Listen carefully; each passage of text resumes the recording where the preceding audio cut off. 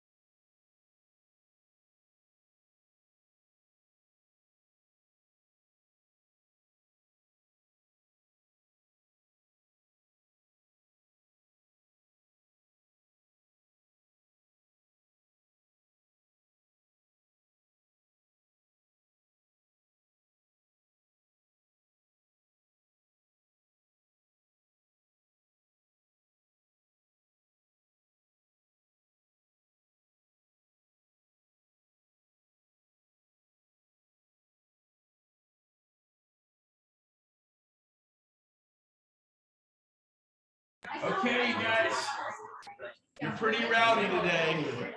Grab a seat, grab a chair. Hopefully you've got a cup of coffee by now. Welcome to the Thursday morning team meeting. Barry, Cindy. I got to get on for those rounds. We're getting on Barry and Cindy. So welcome, welcome. We're so glad you're here. We got a bunch of guests here today. To all of our guests, welcome. We're glad you're here. This is the epicenter of real estate for Sacramento. There's nothing with the energy. You guys are selling homes, listing homes. We're rocking it out.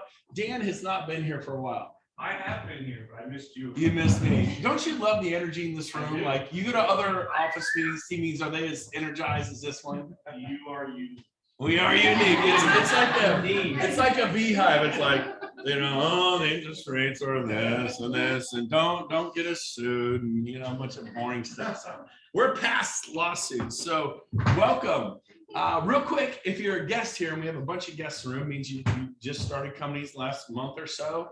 Who are you? Where are you from? We'll start over here and tell us who you are. And I'm Dominique. I just started doing real estate. I've had my license for 2 years, but I just started working for EXP with Alex. He brought me in. So it was kind of like my first your mentor. day. Yeah, he's my mentor. My first Awesome. day, kind of like getting to know the ropes. So Welcome, Dominique. Welcome. Give her a hand. Who else wants to go over here? Yes. Okay, so I'm new to EXP also. I've had my license since 2006, and I'm now with Valerie and Johnny. Awesome. Yeah. Does anybody else want to go over here? Haley. Oh, I'm sorry. That's right. Then, thank you. You're welcome. So we have Dominique and Haley. Yeah. Awesome. Anybody else over here? I'm moving this way, and let's see. Cindy, you're new. No. Yes, over here. Yeah, Dave Porter, I retired from the state of California after 26 years. Give Dave a hand. You know, in that house. So this is my new career, and I'm looking forward to doing this for 20, 25 years. That's awesome. Yes, and I'm on Barry's team. Awesome. Good job. Give Dave a hand.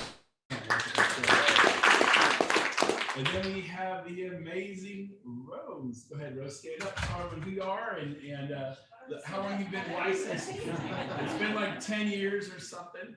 I got my license like 82 months ago. I started with another brokerage, gave some time in there, and a couple people have been pouring into the EXP as well. So I finally made my choice to transfer over yesterday. I'm really excited. I'm looking for a team, so but yeah, I'm really excited. Welcome to EXP, Rose. Yeah.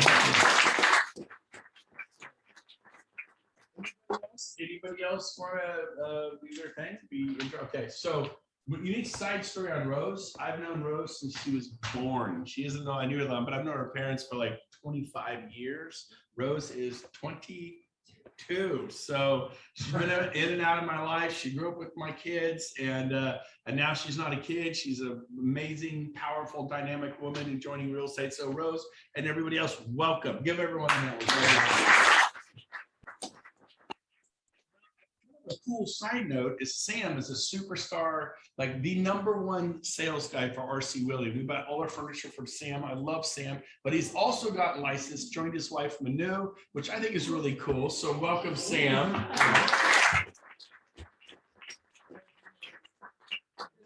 Big deal. Staging from them, and they gave me a good discount. Oh, there you go. So if you need to buy anything, go see Sam. I'm not kidding.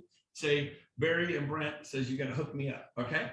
And he's wonderful. He doesn't come off salesy, and he's like, here it is, and we get great prices.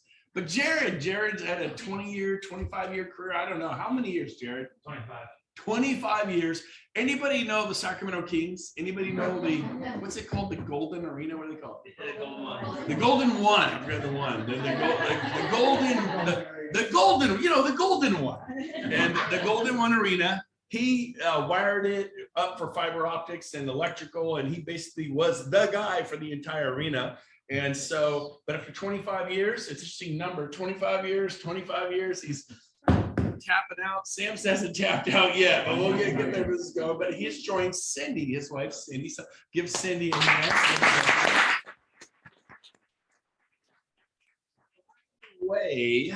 And I'm going to give Jared all the credit for this, just to mess with Cindy. A mega superstar, solid agent does 5 to 7 million a year. I mean, 10 million is amazing. They have done 17 million. And the first 7 months of this year, I've done close 17.7. Oh. Give her a hand. There are entire companies that don't sell that. She just did 7 months. But remember I said it's Jared. She goes, did you hear that? I did. And so now Jared just joined her, so but I'm trying to get you credit, okay? He's in there. We know it's because he was coming. She got fired up and sold all that real estate. So today is about production. It's about getting your sales up. Who's ready to sell some real estate? Anybody? Awesome. And so we have some cool guests in the room. We have Jen, who we've known forever. And so your last name is still. It is. It didn't change. I never know. What?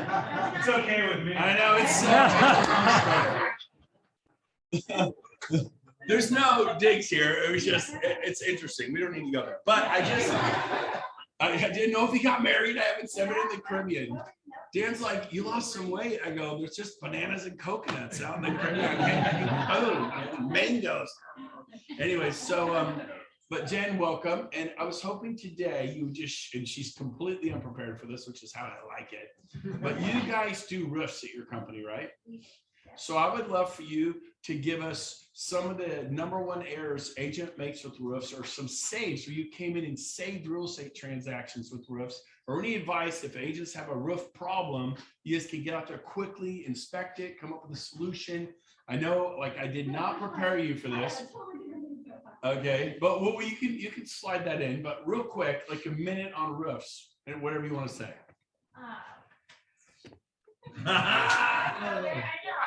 I know. You do. If someone's got a problem, can you guys get out there and inspect it quickly? Yes, so we do roofs as well as all the other inspections. So that is super, super important. You notice she stood by me. I make her look better. It's just an extra benefit for you guys with your clients to make sure that the roof is good or not good, but you want to know, it's just more knowledge for you. But yes, we can get out there. If you have all the other inspections and didn't do a roof, then we're able to get out there the very next day. How much? How much?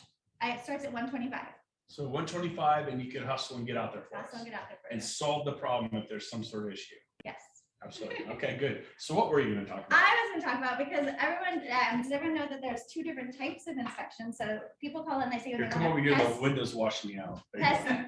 So there's a pest inspection and then a termite inspection. So what people always call and they go, I want a pest inspection, but that's for like rodents, spiders, bugs, that type of inspection. Or termite is your WDO, so wood destroying organism inspection. So right now, also another benefit for you is with all of the termite home, roof, sewer, and pool inspection, why not also throw in a pest inspection as well? And it'll be no charge for you to have a pest inspector go out and check for the rodents, spiders, and all that as well. So I think that's Beautiful. All right, good. Give her a hand. Thank you, Jen. Jen is from North American. So, okay, the funny part is Dan used to be from North American. Come up here, Dan. Dan's visiting. We didn't know he was coming today, but we'll throw him up here. He's with this new company called Finley Termite. But and what could you share with us to keep agents out of trouble? So like that's what I wanted to talk about. We're seeing way more pre-listing stuff, pre-listing inspections where homes are furnished, occupied, and then the homeowners are moving out and they're in the middle of the transaction. The buyers are coming in with their own inspections as well, and things are coming up. And regardless if repairs have been done or things have been like that, as long as it's before the end of the close of the escrow, it's still a disclosure item. So things that come up, we're starting to see more and more of it. We've been pushing it anyways, because we know you're trying to cater properties to Bay Area buyers. That's the way they do it.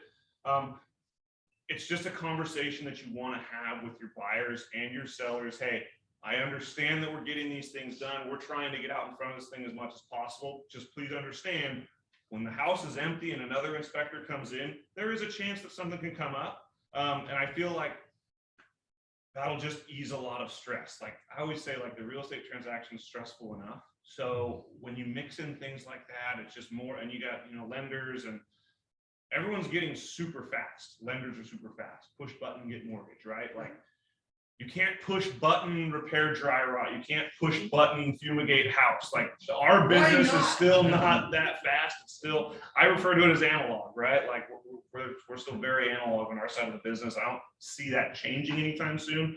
So again, just preparing your clients, regardless of which side you're on. Yes, I understand repairs are made. We may even have a Section 1 clearance.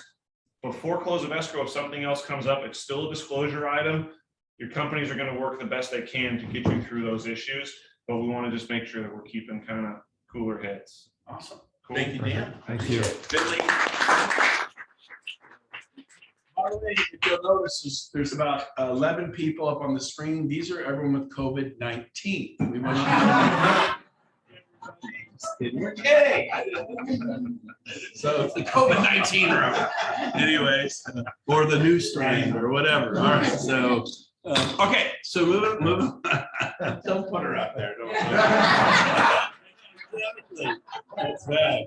Okay, so we're gonna shift gears and just talk loans real quick, and then I'm gonna tell you what's happening in the market. I'm gonna get your feedback. I'll give you my pulse because I've been talking to stars all over Sacramento on what's happening with the real estate market. You're gonna find an interesting report on my end, and I'm gonna let my stars in the room chime in. But real quick, loans. We have two lenders in the room. Last time we started with Alicia, and we went to Rodney. So is Rodney here? There you are. Rodney, thoughts on loans, the market, interest rates, stand up and give us a report on the loan business. I mean, rates are awesome. They're still you know, the biggest fear right now, I guess, on watching rates, you're gonna see which trend they're going, is inflation, right? Is inflation going up? And the big buzzwords are, is it strict, is it sticky or transitory? Meaning, like, obviously the market crashed down, the economy crashed down so much, it's on its rebound. So from the low point to today, it's obviously increased, and that's an inflationary statistic, but we haven't even gotten back to where we are. So in my view, most things are gonna be transitory inflationary as opposed to sticky. And that's the two buzzwords you wanna kind of follow to see which way the market's really gonna go. Seasonally, we're gonna be heading towards the downturn in the market, both for sales, it's a supply and demand sort of thing. So rates will typically go down in this next coming quarter as well, which is why I've been pushing, I think I mentioned it last time, the buy down scenario, right? And you have two types. You have the temporary buy down and a permanent buy down. And rather than lowering your price, I encourage you to get with your loan officers and do what I would think is a game-changing scenario, is a temporary buy down. With a permanent buy down, you're buying down the interest rate, is what I'm talking about, right? You can buy down the rate and maybe save your borrower $40, $60 a month, which is great, right? They go to Starbucks all month, right? But if you do the temporary buy down, you might be saving them $400, $800, $1,000 a month. Yes, exactly. And that's life-changing, game-changing, getting them off the fence changing, right? Your buyer, getting them into contract. They're going to qualify at today's rates, right? And the rate that they get at the end of the temporary buy down is today's rate. That's a common question I get. So it's a phenomenal thing. And where does that money come from? It comes from the seller to buy down the rate. Because it only makes sense, number one, but in this market we're about ready to go into, right? If the market's slowing down, I haven't heard what you're going to say, but if you're seeing the hesitate, you know, still maybe got multiple offers, but you only have 4 instead of 12, right? They're going to want a lower price. Competition. Don't let the market get panicked. You guys are in control of the market. You control it. Do control is what I'm saying. And instead of reducing the price, think of it as you now have, your seller has, you have for the seller, whatever you want to look at it, as a marketing budget. And instead of lowering the price, take that money and put it into financing, offer it as temporary buy down money, and save the buyer $1,000 a month, $800 a month, whatever it is. And then they can move in. And what can they do with that $1,000 a month? Well, it's a fixer and I don't have any money after I move in. Take that $1,000, paint 1 month. Next month, paint, you know, change carpet, do some pay off. I don't want to buy. How much money are we talking to lower a payment? It's a simple math calculation, Right. and it basically is what the mechanics is prepaid interest. The seller's prepaying the interest. The lender still, that's why the note never changes. The rate doesn't change. The lender's expecting $3,000 a month in a payment, for example, right? They're only going to pay $2,000 a month.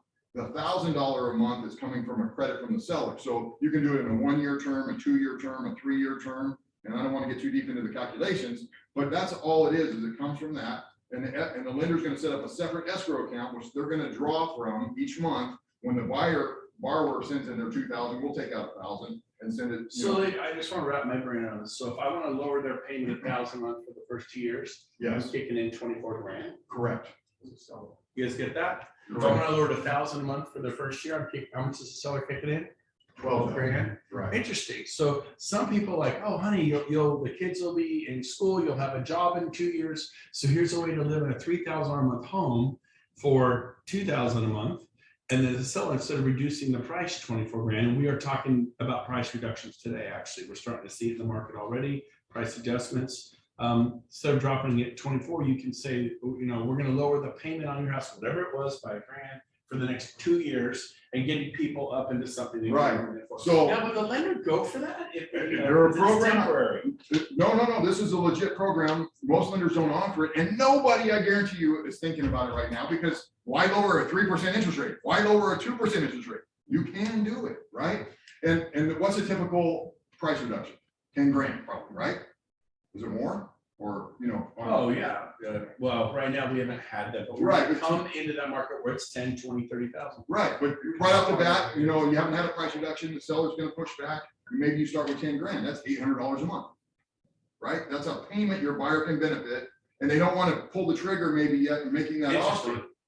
Yeah, thank you. Yeah. It is, and I'd love to do a presentation on it, because it's worthwhile in my opinion. John. then And it we move on. stabilizes the market. Because you don't want price reduction. So when Brent reduces his price, what are you gonna do on your listing around the corner? Reduce yours to compete. And then you start that fall down. I don't It's want to see that. interesting. It's creative. I like it. John. I mean, could you do that in lieu of a credit for repairs? Just buy Well, down the rate? here's the reality, right? And yes, you could. Well, you gotta have the repairs if they're required in the contract by the lender But guidelines. if they're not required in the contract and the buyer wants to Yes, say, and vice well, versa. so how about some of us make those repairs? We'll give you $10,000, which will lower your house payment $800 a month for the first year in lieu of making any repairs and a credit towards repairs. Because even if the lender catches wind that this money's for repairs, the lender's going to go, oh, heck no, you're going to make the repairs. And some of you know we can do it ourselves. Jared's got contacts. Blah, blah, blah, blah. Exactly. And if we It's on want to the have addendum. $800 a month payment on the deduction, it's not a bad thing if people are freaking out over the payment. Right. And what I call life changing is because, well, I only got 10 more months or a year before my car's paid off, then I want to buy, right? Well, they're going to miss out on price going up. It's going to go up, rates are going to go up, and then they're going to be priced out. Get them into the house, and if they're disciplined, that's the only thing you got to push. Be disciplined about it, take that money, pay off your car fast, right? By the time your car's paid off, you're in the house, now you got the payment, and you didn't lose out. You guys closed the deal, they got into a house. Cindy. I don't understand how that's possible, because is it credit towards non-recurring and recurring closing costs? There's a max you're only allowed to contribute towards a loan towards that. So how could they? Good question. that? That's a great question, and I was gonna bring that up, but I didn't wanna. Go ahead. This you was cover it. yeah. So there are guidelines based on the type of loan that they're getting, right? Whether it's a government or whether it's conventional, and how much down payment the borrower is getting into. And it's too complex to kind of answer that, but there is a calculation for that. But this is separate. This is going towards financing, not towards what you're talking about, closing Okay, costs. gotcha. Right. All right, okay, give Rodney a hand. We're going to come to you in a little bit. Our other lender online with COVID-19.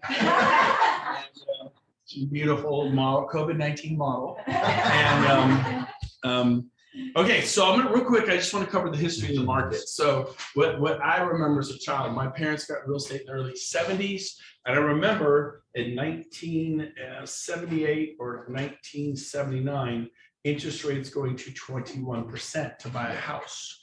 And so obviously people did not borrow money at 21%. Could you imagine? And so they go, can we assume the loan?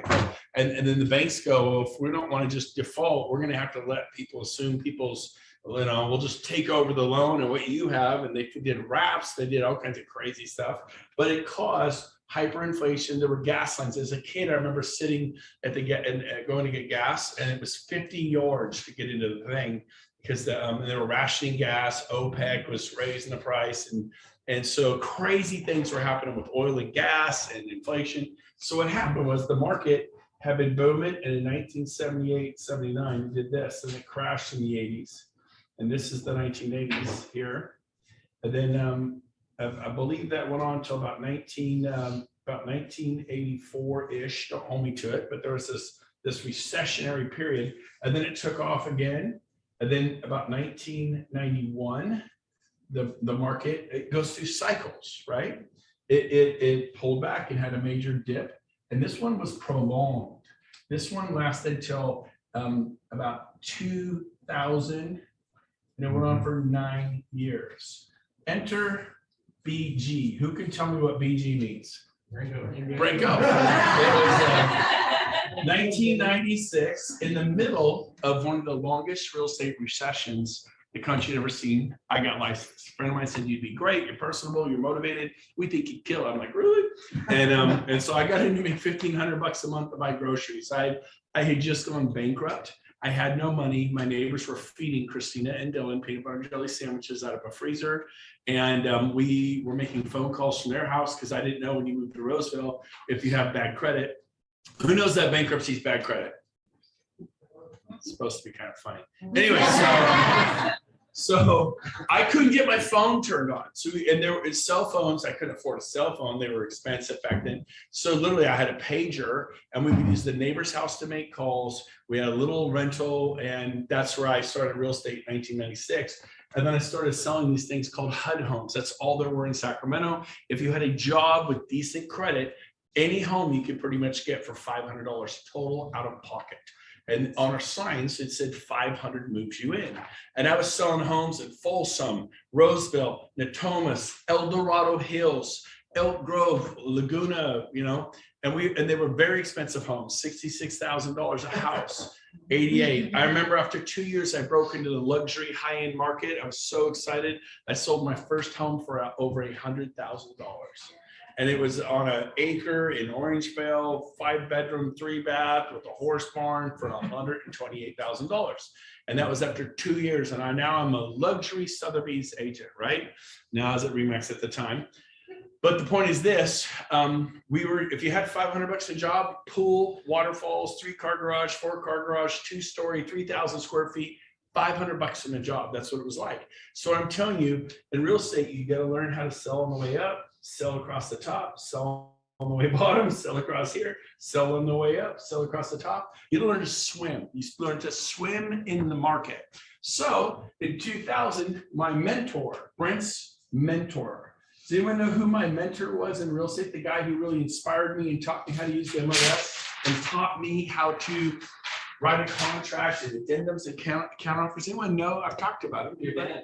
Michael Kuchek. Good point. No, I taught Michael real estate, but yeah, he was my neighbor and he fed my kids and I used his phone. That was in 1996. And when I started out earning him every month what he earned in a year, he quit his job the next day. I'm like, Michael, don't do that. I spent 3 years getting this point. He goes, no offense, if you're making this kind of money, I'm going to kill it. and I think 5 years later, he was selling 333 homes a year. He killed it. Bought Hummers. He's flying ultralights around Roseville. He'd come over my house. I'm in the pool. He'd be like winding down. I'm like, lift up, over. And he'd be waving at me in his ultralight. That's so dangerous. Anyway, so here it is, the year 2000. You never said who was your. I am my mentor, Fred Wilcox from Remax Gold. Remax Gold. He's still there. He'd been in real estate forever. He was a dinosaur. I think at the time he'd been in real estate for like 12 years. I never knew anyone could be that old. And he goes, I'm done. I'm out. But he'd been just gone through a 9-year prolonged recessionary real estate market. And he's, I'm tapping out. Fred looked like Sam. Sam, stand up. Fred's hair was perfect. His suit was perfect. His tie was perfect. He looked like a baller. Sam, you look like a baller. I am not making fun of you. And so I idolize Sam. I idolize Fred. Here's my leader. He's like, I'm tapping out. I'm done. I'm sick of real estate. I'm sick of this market. I think it's going to just go right down the toilet. He said that in 2000. What happened in 2000? The market was down here and it went on this meteoric run to about 2008. It stopped in 2005, but the market prices, they fired Lions and went to Coldwell Banker. They filed Coldwell Banker and went to Remax. They filed Remax. They kept firing their agent on my agent's lane. And it took about 2 or 3 years for America to realize by 2008, it was over. And so 2008, and the sales numbers stopped in 2005. They are correct. I'll even put that here. What do you mean? In 2005, I closed escrow on 55 homes in 1 month. Is that pretty good? I got paid 55 times in 1 month. Could you guys even imagine? And this is when everybody was getting licensed and you just looked at them, I'll take it. And you just bought it and they take your offer and it was just like, it was crazy. That was June of 2005. And I made I didn't get all, I had a team, so I got pieces, but that netted me $288,000 for the month. Is that good? And I'm like, yeah. Next month we closed 19. That had never happened. We went 5, 10, 20, 30, 40, 50, 55. I'm supposed to go 60, 70, 80, 90 and ride off into infamy, right? And it went 55, 19 in a month. It was like a hit the light switch over there. Turn them off, turn them all off. Not that one. All right. That is our screen. Hit the light switches. There you go. It was like somebody hit a light switch. It was like boom. I'm like, what happened? Okay, turn the light switches back on. I did. It does look like a light switch in Simon's defense. Although he is an IT guy, you should have known better. So what happened was, I said, well, it was a blip. It was July, the 4th of July. I brought my team to Scottsdale, 120 of us. We brought all the support vendors, everyone. We literally rented 2 limousine buses and played golf, swam, and had a great time in Scottsdale the 3rd week in July. So they took July 4th off. And then we all took 5 days off and went to Scottsdale. I'm like, well, nobody works. No wonder we're at 19. That's what I told myself so I could sleep. And that month, the trip cost me $100,000, and then I lost about $180,000 because we dropped to 19. So that month I lost almost $250,000. I thought, okay, stupid. I shouldn't have done it with the major holiday 4th of July. Next month will be better, right? 17 sales, then 14, then 12, then 11. And by December, 45 of us closed 9 homes. And we did not have a pleasant Christmas. None of us did. The next year, everyone started filing for bankruptcy, losing their cars. Lesson to be learned, do not overextend yourself. Remember we said go see Sam Buy Furniture? Don't do that. Now, so 2008, the market peaked and it went like this, and it was a huge correction. We were selling homes out in Lincoln, 6-bedroom, 5-bath KB homes for $795,000. They were 4,800 square feet at the bottom of the market. Does anybody know the month and the year we hit bottom? I know the exact month and the year. Anybody? 2010. April 2011. I was on the radio and our phones blow up. People are wanting to buy real estate everywhere you could look. And we literally on KPK going, it's over. It is over. We'll tell you it's over. Buy anything you can get your hands on. And guess what happened? From April 2011, we just participated in the largest boom recovery market the US has ever seen. Yeah. And this has never happened. We just grew for literally a decade, for 10 years of growth, and home prices went up. By the way, the depreciation here, the bust here was 68% on prices in Las Vegas, Stockton, Florida, Phoenix, and Sacramento. Sacramento was in the top 5 busted markets in America. But we also have been rewarded. We were so low. It's a great city, good jobs. We boomed. But guess what? We were getting 50 offers. Remember that? Anybody remember 50 offers like a year ago? 6 months, even 6 months ago. 25 offers. Remember that? So I've been talking to pros out there, and I'm gonna designate 2 people in this room as pros. One is Barry, and the other is Cindy. And so, and the rest of you are awesome. These guys sell, Barry's had 22 homes in escrow. Is he a pro or not? Yeah. Cindy's had 17 million in sales in the past. Yeah. I mean, just telling you, she outproduces some small brokerages by herself, and she already sold what they'll sell in a year in the last 7 months. Now Jared's going to add to that team. But here's the point. Are you seeing 50 offers on your listings? Yes or no? No. 25? No. What are you seeing lately? I was just actually speaking with Brian Lundquist this morning about it, that comparing last month to this month, Show to her. all of my listings were getting anywhere on average from 8 to 20 offers on them, and going, starting at usually 35 to 75,000 over asking. This month already, my listings are only getting 3 offers, and they're going about 10 grand over. Okay. Dramatic Instead change. of 50, 80, 100. Yeah. Barry, thoughts? Do you agree with Cindy? Is Cindy Absolutely. full of it? What do you think? Full of something. Barry, No. full of goodness. That's right. That's what I said. It's all good. Seriously, it is that they're just slowing down. She works a higher price point than I do, and I work a lower price point, and we're seeing the same thing even at the lower price point. What we thought would jump off the market, we're selling it. We had to run an auction we just ran. We had to go in after the auction and up the price in order to get to the number we needed. And so I'm just not seeing the activity that we were seeing before. I think it's not a question of when's the market going to shift.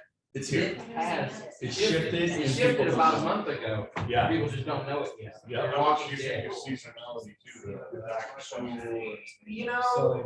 People This goes back to that question he was talking about, transitory or temporary. And I lived through that market. Stand up with him. so people can see better.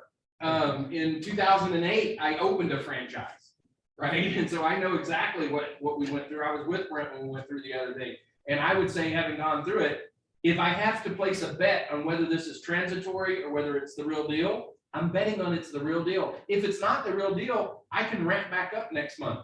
But if I say it's transitory and I blow my way through it like he did in July that time, then you're just screwed. So I think here's you have what- to err on the caution. Here's what people say. Everything's okay. Everything's okay. It's just August. August is back to school. My kids are literally moving into the dorms at William Jessup, and they're going back to high school at Acton Academy. And are your kids back in elementary, junior high? And so, and it's true. It is true. In August, we do see a distracted market every year. So that's what I think Dan said, and Dan makes a valid point. But we've been booming for 10 years. Prices are stratospherically high. So here's the good news. Let me give you the good news. This is what I think the market's going to do after my 25 years of experience. I think it's already just completely done this. We're shooting across the top right now. I meet agents who are doing price reductions. That's a weird word. When you hear price reductions, and they've been, and those things didn't sell in July.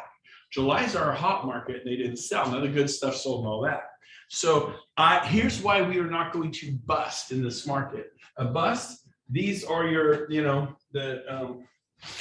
here, 1978, right here was literally a bust market. 1996 was a bust market. 2008 was a bust market. We're not going to bust this time, and here's why. Interest rates are going to go up, but they're not going to go to 21%. They're not going to go to 15%. They're not going to go to 10. They're going to float up, but they're going to be nowhere like that. We don't have an oil crisis. We don't have OPEC ruling the world anymore. OPEC, some of you are saying, like, what's OPEC? They would peck your eye out. And those are the original term peckers. So here's the deal. So what we have in this run up from 2000, 2005, we had things like, and those that are new, you don't know it, negative amortization loans. We had ninja loans, no income, no job, no problem. Yeah. Remember that program? Well, even the very nature of what they call this ninja, anything that has like a Batman loan, a ninja loan, I mean, oh my God. And so we had, I didn't have a problem with the 100% financing, but the 3-year and 5-year fixed, when they unfixed, they're attached to the LIBOR, and that hasn't changed. Well, guess what? Things changed, and their payment exploded after 3 years and 5 years. I can just sell it. Well, if the market corrects, you can't sell it. So what we had was the perfect storm.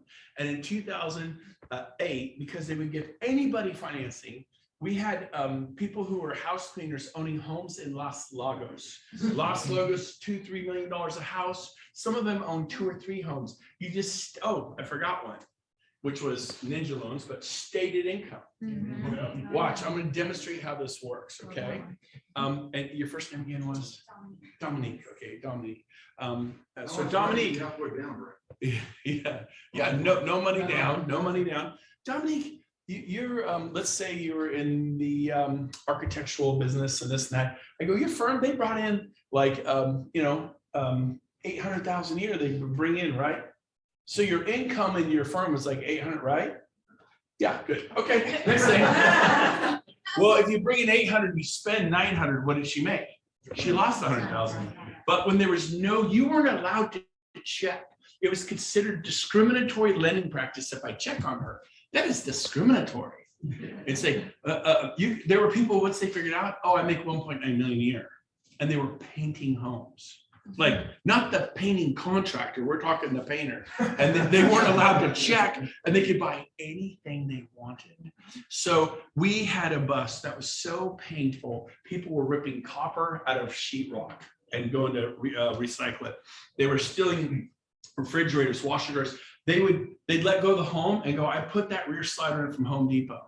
It is not the bank's, it is mine. And they rip the rear slider out of the back of the house, put it on the truck and take it to a storage unit. When I get a new home, I'm taking that slider with me. And all the ceiling fans, I bought those from Lowe's. They're going with me. And all the toilets, they came from Home Depot. They lift the toilets. It's my personal property. And it wasn't, but they said, the hell with that, I'm taking it. And they would strip these homes, and it went on for years and years and years, board of homes. And it was really long. Here's why we're not going to see that, even though we've been the biggest boom market. We're going to see a correction, and I think prices are going to slip down the other side. And if I had to show you what I believe, and again, it's just my belief. I could be wrong, for sure. I'm not saying I'm perfect, but here's where we are. We're here.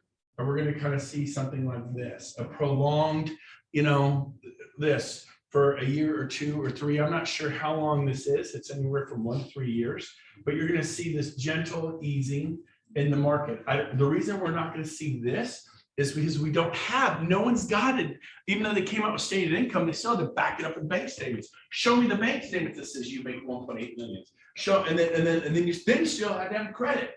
So very few people use those products. Nobody was using a lot of 2-year and 3 and 5-year adjustable rates. People got these 30-year rates they're proud of, right? 1.9, I got 2.3, they're proud of them. And then they put money down. They actually had jobs. So all the people who got loans were actually well vetted. And then how many people do we see come in? And I'm gonna use John and Valerie because I skipped you. They are experts. They both sold in 1 year over 100 homes. The two of them combined both did about over 50. And so you give them a hand. Sorry, guys. They are also experts. I skipped you. I was looking at this last thing. I think, and I don't mean not calling them experts, but these guys sell at such a high level.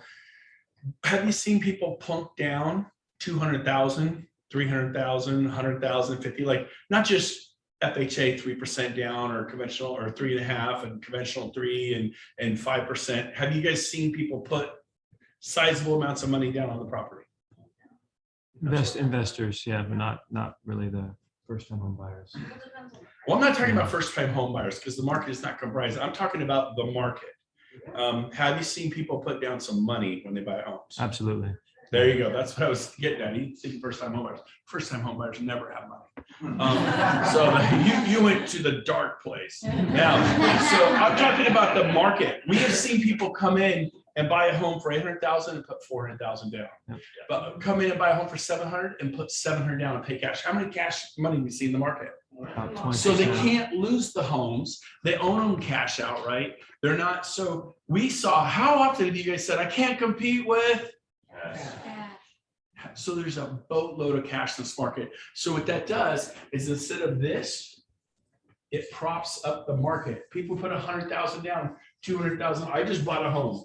I did get a small loan, but I put 900,000 down, right? And so, and I'm not the only one. I didn't pay cash. Some people will pay $2 million cash. I lost the home in Cata Madera. It was 1.9. He wasn't performing, and I got in there. They gave him a 24-hour pay or get off, and he wired $2 million and bought the house. He has no loan on the house. So the point is this: the cash in the heavy is going to prop up the fact that they didn't do negative amortization.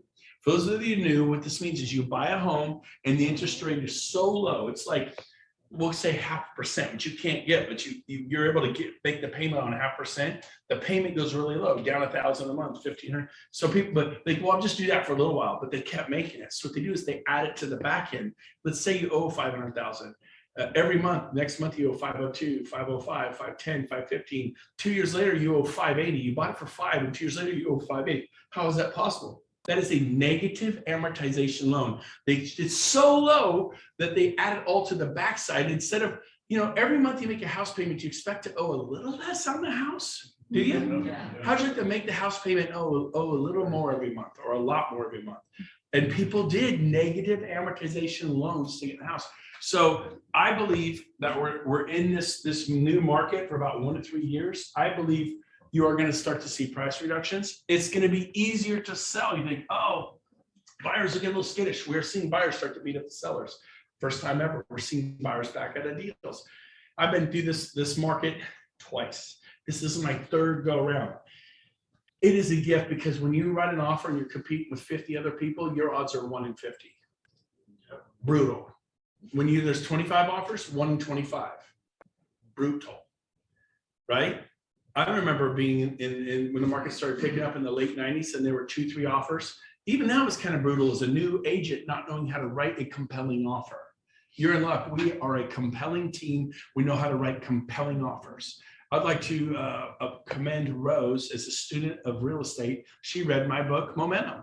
And in the book, she saw 2 very important lessons she read off me. And she wasn't planning on this, but can you share one of those 2 lessons that you got from my book, Momentum, that you found was profound and had an impact on you as a new agent? Like, what was one of the 2 things you saw that you think was helpful to learn? I really like the 10-day close and then the 3 strikes and you're out for buyers. Yeah, so at her old brokerage, she noticed somebody says, I haven't shown property for half a year. And she looked up the agents. Some of them hadn't made a sale in 2 years, like a lot of them, right? And so I have a rule, if you've read my book, Momentum, if you haven't got the book, get it. I have copies back there. I'll get you a copy. But I said, man, if they don't buy a home the first time, they better buy a home the second time. If they don't buy a home the second time, they for sure have to buy a home the third time, because I'm showing them what they want. So they have decision-itis or something else going there, and they will look for months. And all of a sudden, what happens is you get so invested in the process as a new agent that you're like, I will show them property until I make a sale. I will make a sale. And you're so invested, by the time you make a sale, you're making minimum wage. And then usually those people never buy. So when I see they're not pulling the trigger, they have a problem making decisions, right? I have no problem. I go and buy.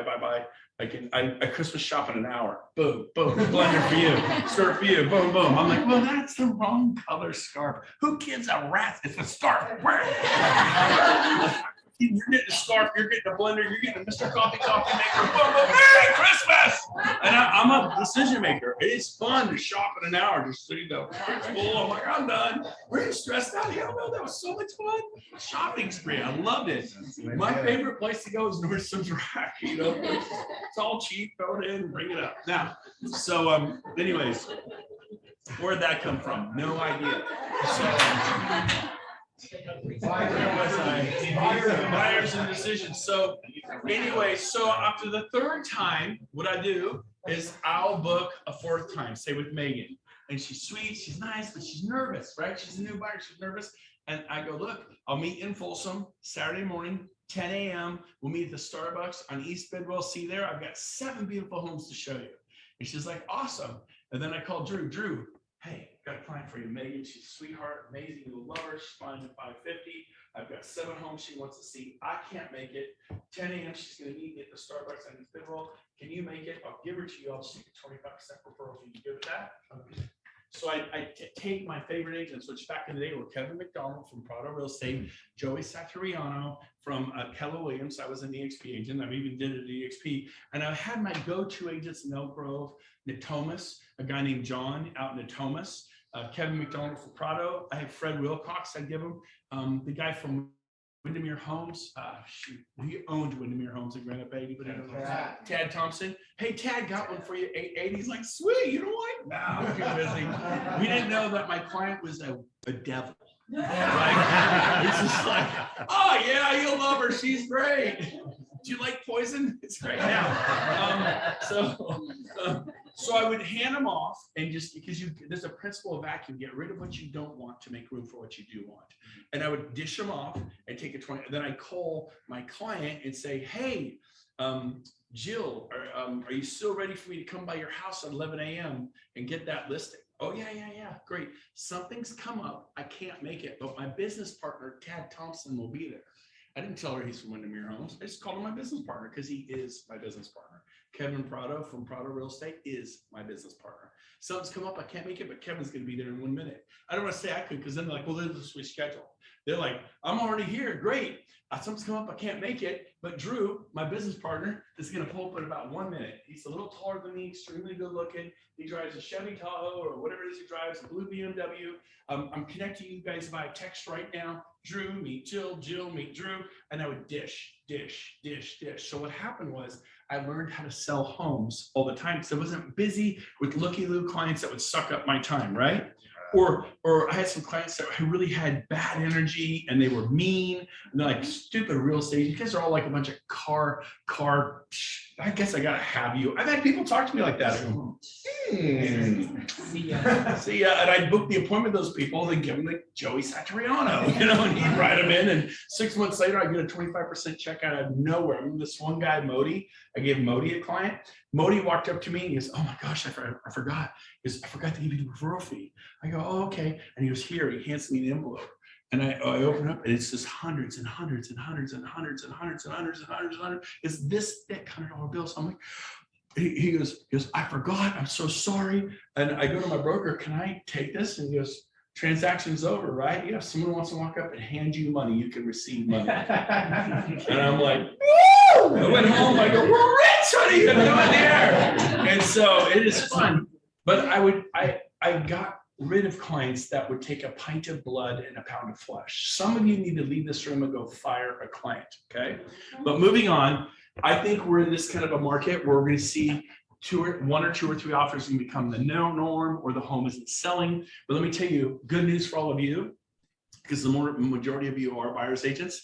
This market where there are no offers or one or two is much easier and a lot less stressful. Once you get good at it, you're going to kill it. So give everybody a hand. Congratulations for being in this market. The last 2 years were not for the faint of heart. Are we all agreed on that? I mean, you had to freaking be on your A game, and even then it was like bringing food, bringing wine, bribing them with trips to the Ritz-Carlton, the Hollywood, because you had to be 1 in 25. You had to be 1 in 40. And it was not fun. I'll just be straight up honest. Can we all agree? Yeah. Drew, you're going to say something. I'll just say another good thing, especially for newer people, is the great thing about what's coming in this market, if it's going down, is that no matter where you're at in the market, people like to work with workers. Okay, if you are a worker, if you are pounding phones, if you are hustling for your deals, they want to deal with you. Okay, you're going to see if it starts going down, there's going to be a lot of people that just randomly wanted to get their license that are not. Okay, unless it's handed, unless the meal is handed to them, they're not going to go and look for it. They're not going to prep it. They're not going to, cook it. Nothing. Okay. Yep. If you work, no matter where you're at in the market, people want to work with you. Yeah. Okay? So don't get discouraged at all. Like Brent's saying, this is actually a good thing. Yep. Alicia, I want to go to Alicia now. She's been waiting patiently. Alicia, I want to hear your take on the market as a superstar lender, and I want to hear anything you have to say about loans quickly. You're on. I'll be super fast. I'm really excited. I posted for you my take on the market on the Brent Gove page. Mortgage applications are up for purchases. You have a couple separate things going on that will bring us more housing in the market. One, now landlords are able to kick out their tenants. We heard that from the attorney last week. So, and as far as tenant relief, I'm excited too. But as far as tenant relief, that's only extended through October 3rd. So if tenants aren't applying for relief, they're either going to have to come up with chunks of money or, want to go find somewhere else, right? Because they're going to have to pay that money. So I did post that data in there. The other thing is first-time home buyers are coming back into the market, guys. So the reason I'm at home is I wanted to share screen. I don't know, Johnny, if you have the ability to allow me to do that really fast. Go ahead. I'm sure we can figure that out. Yeah. If you can't, I'll let you know what I posted to the Brent Gove page. You're good. You're good, Alicia. You're good. Okay. So real quick, this is going to be on your in the Brent Gove page. This is a mortgage presentation, guys, that shows a client. I went ahead with a first-time home buyer paying $2,500 a month. This shows that if they go conventional, what the cash to close looks like, what the payment looks like. If they go FHA, cash to close and payment, you can click on more info and it actually breaks down all the payment information, the closing cost information. So you can see exactly what goes into the transaction. But my favorite part, and this you guys can access from your phones to show your client, is when you look at, is it the right time to buy even now? 100%, a client can either lose $136,000 over the next 5 years, or they can make that same payment to a house and with a 4% appreciation have $156,000 in equity. It's a no-brainer. It's a no-brainer. So this allows you to show a client, hey, you can keep doing what you're doing and not get into the market. You can make the exact same payment and own a home. Here's what I'm seeing. Clients are willing to tap into 401k right now. Left and right, I'm going, hey, I see that statement on your pay stub. I see you put money in. Get me your statement. Did you know? And I'm having left and right clients going into 401k to get their down. So don't give up on those first-time home buyers. We're going to start virtual home buyer courses here pretty quick. And if that's something you're interested in for your area, let me know and I'm happy to schedule it. But we are seeing up in FHA applications and an up in purchase applications, 51% as of June. And this is the first time since December 2019 that purchases are now a higher part of the mortgage market than refis. So purchases are back, guys, and if you're not the one representing them, somebody's gonna. So don't, for our newer agents, it's better for you because you at this point know more than the first time home buyers. So those are gonna be your bread and butter. Thank you, Perfect, Alicia. Give her thank a hand. Real quick, I want to get your take on this, Alicia and Rodney. When someone buys a home for say $450,000, it's not a crazy price anymore. It used to be, right? I remember when I bought a home in the early 2000s for $373,000. I'm like, am I crazy? And it was a on a court, 5-bedroom, 3-bath, 3,200 square feet on a huge 1/3 of an acre lot with the pool, waterfalls, all that. I'm like, 373, am I crazy? What can you buy a home for 373 right now? A nice, a little three, you can't do that. But so it's scary. So right now, 455 is not weird. So Alicia, stop sharing your screen. We want to see it bigger. And so let's make her big, blow her up, and then we got Rodney here.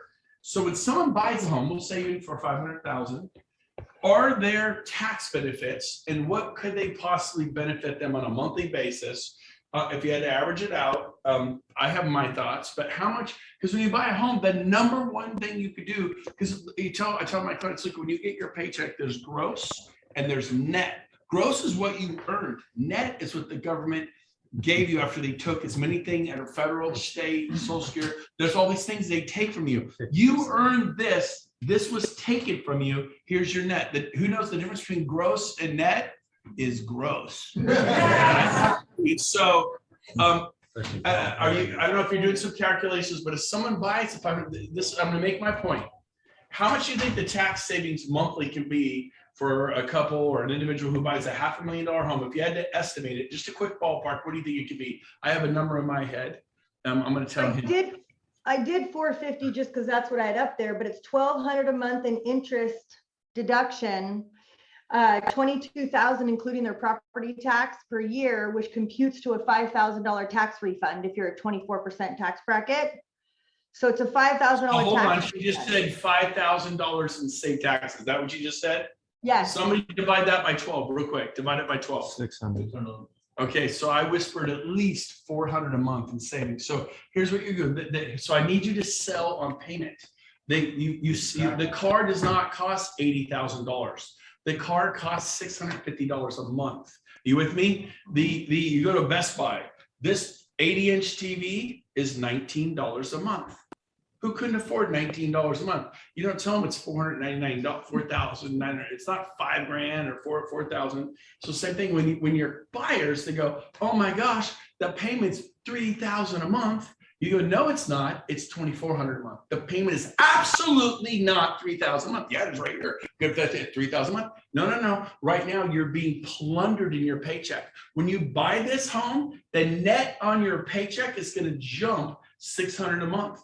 And you could increase your additions like you just had 4 children, and the government can no longer take what they were taking your net take home up $600 a month every single month. The month you buy this, you're getting a $600 net, which is like a pay raise of $1,000. And guess what? So if we also give the $600 that you're taking home to your family, $300 every 2 weeks that you didn't have before, that's extra money, correct? Yeah. And now you have this new payment of $3. So let's take that and you apply it not to pizza, hot dogs, and river rafting. You apply it to the mortgage. What is the mortgage really costing you? Quick math, 600 from 3,000. How much? 24. 24. Can you afford 24? Well, yeah, you can afford that.